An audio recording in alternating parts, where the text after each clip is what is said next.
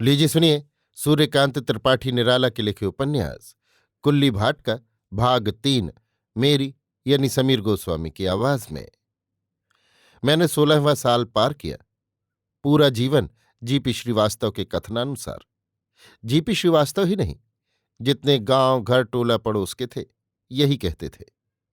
याद है, एक दिन पंडित राम गुलाम ने पिताजी से कहा था, लड़के का कंठ फूट आया, बगलें निकल आईं, मसें भीगने लगीं। अब बबुआ नहीं है, गौना कर दो। हो भी तो हाथी गया है, लड़ता है सुनते हैं।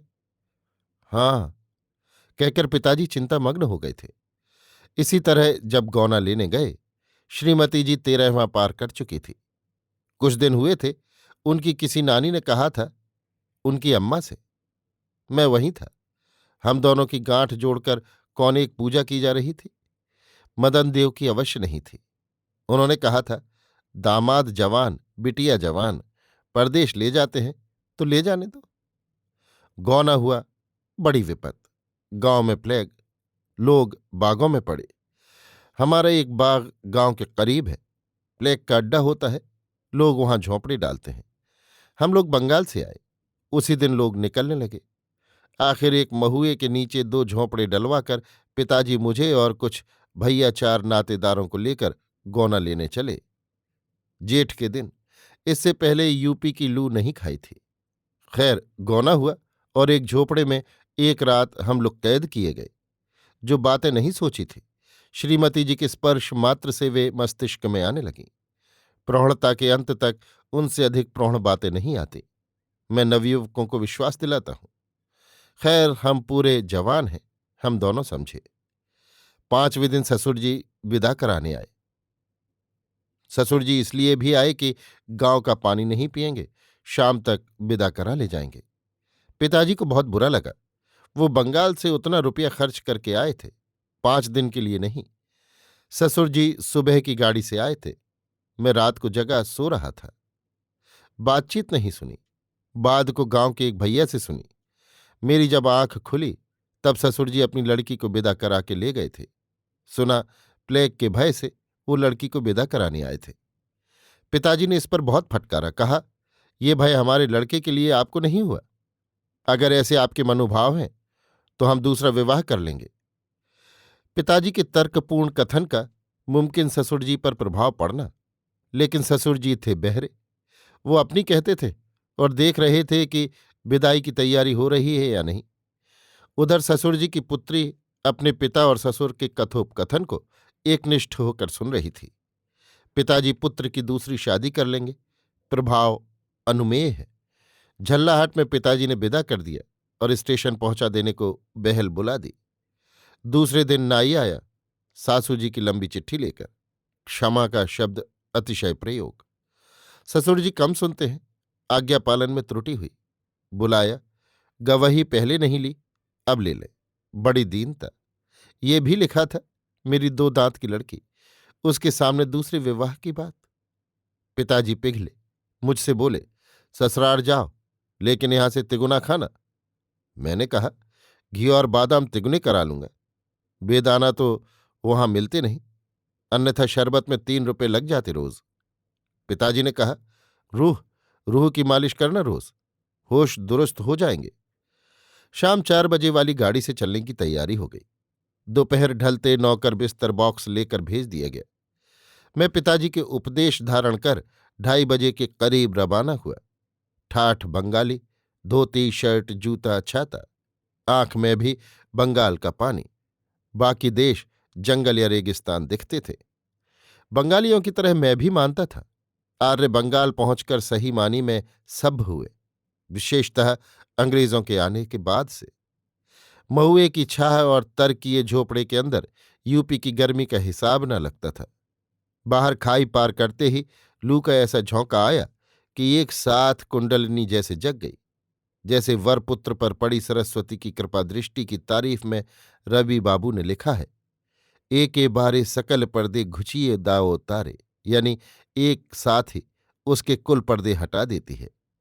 वो प्रकाश दिखा कि मोह दूर हो गया, लेकिन व्यक्ति भेद है। रवि बाबू को आराम कुर्सी पर दिखा, हजरत मूसा को पहाड़ पर, मुझे गलियारे में। लू विरोध करती हुई कह रही थी, अब ज्ञान हो गया है, घर लौट जाओ। फिर भी पैर पीछे नहीं पड़े। बंगाल की वीरता और प्रेमा शक्ति बैक कर रही थी। पैर उठाकर सामने रखते ही लीक के खड्ड में 1.5 हाथ खाले गया और मैं गुड़ी गुड़ंता के डंडे की तरह गुड़ा, लेकिन स्पोर्ट्समैन था। झड़बेर की झाड़ी तक पहुंचते पहुंचते अड़ गया। देह गर्द-बर्द हो गई। मुंह में क्रीम लग गया था। घाव पर जैसे आइडोफार्म पड़ा। लेकिन धन्यवाद है सूरदास को, मुझे लज्जित होने से बचा लिया। कलकत्ते से बिल्व मंगल नाटक देख कर आया था। दूसरी जीवनियां भी पढ़ी थी। लाश पकड़कर नदी पार करने और सांप की पूंछ पकड़कर मंजिल चढ़ने के मुकाबले ये अति तुच्छ था। फिर वहां वैश्या, यहां धर्मपत्नी। आगे बढ़ा। एक झोंका और आया।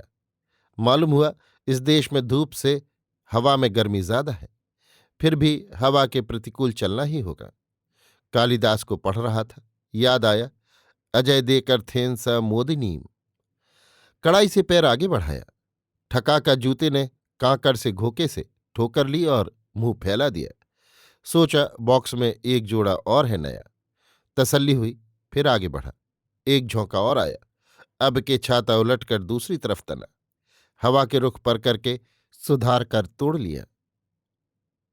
आगे लोन नदी आई, जो 8 महीने सूखी रहती है और जिसके किनारे संसार के आधे बेर बबूल हैं। शायद इसी कारण इस प्रांत का नाम कभी बनौधा था। 12 कुंवर बनौधे केर। स्वतंत्रता प्रेम भी अधिक था, क्योंकि छोटी सी जगह में 12 कुंवर थे। धोती कोछेदार बंगाली पहनी थी। एक जगह उड़ी और बेर की बाहों से आलिंगन किया। न अब छोड़े न तब। गुलों से खार बेहतर है जो दामन थाम लेते हैं। याद तो आया, पर बड़ा गुस्सा लगा। सैकड़ों कांटे चुभे हुए। धोती 56 छुरी हो रही थी। छुड़ाते नहीं बनता था।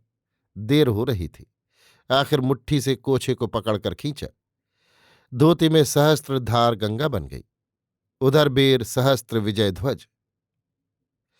धोती कीमती थी, शांतिपुरी, खास ससुराल के लिए ली गई थी, जैसे प्रसिद्ध लेखक खास पत्र के लिए लेख लिखते हैं।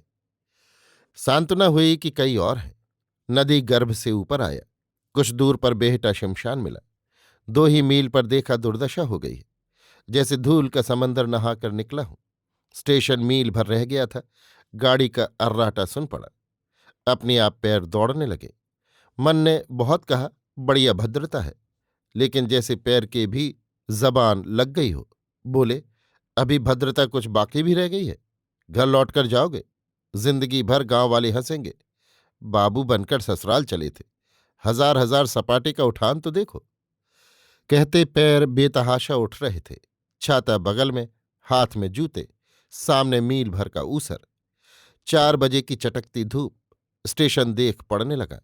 गाड़ी प्लेटफॉर्म पर आ गई। दौड़ तेज हुई। लंबा मैदान। गाड़ी पानी ले रही है। अभी 6 फरलांग और है। भूभुल में पैर जले जा रहे हैं, लेकिन रफ्तार धीमी नहीं, बढ़ाई भी नहीं जा सकती। कलेजा मुंह को आता हुआ। इंजन पानी ले चुका, लौट रहा है। अभी 4 फरलांग है और तेज हो नहीं सकते। बदन लत्ता, जान पड़ता है गिर जाऊंगा।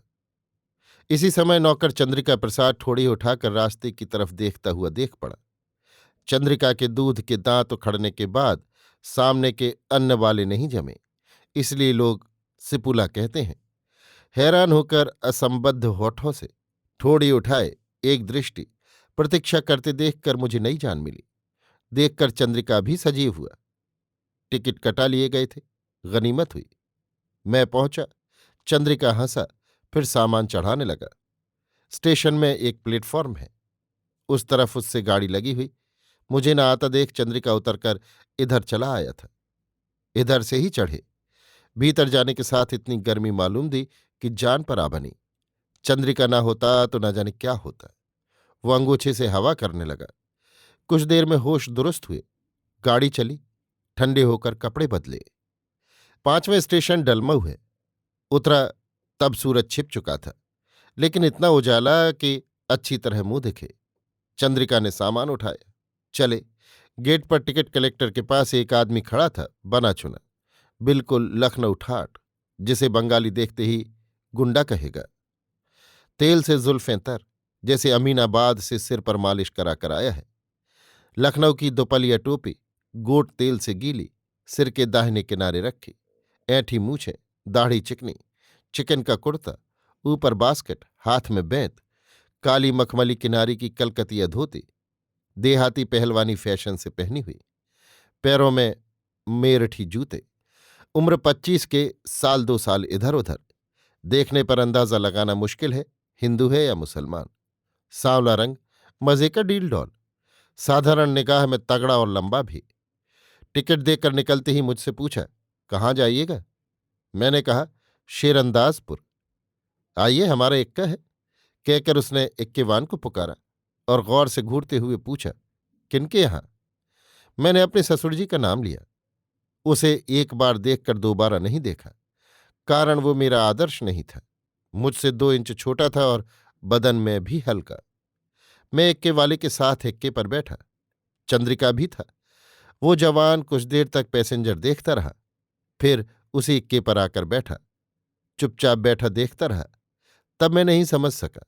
अब जानता हूं, वैसी शुभ दृष्टि सुंदरी से सुंदरी पर पड़ती है जिसकी बाढ़ का पानी रत्ती भर नहीं घटा।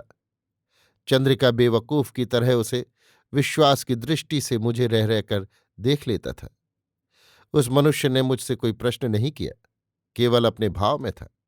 मुझे बोलने की कोई आवश्यकता न थी।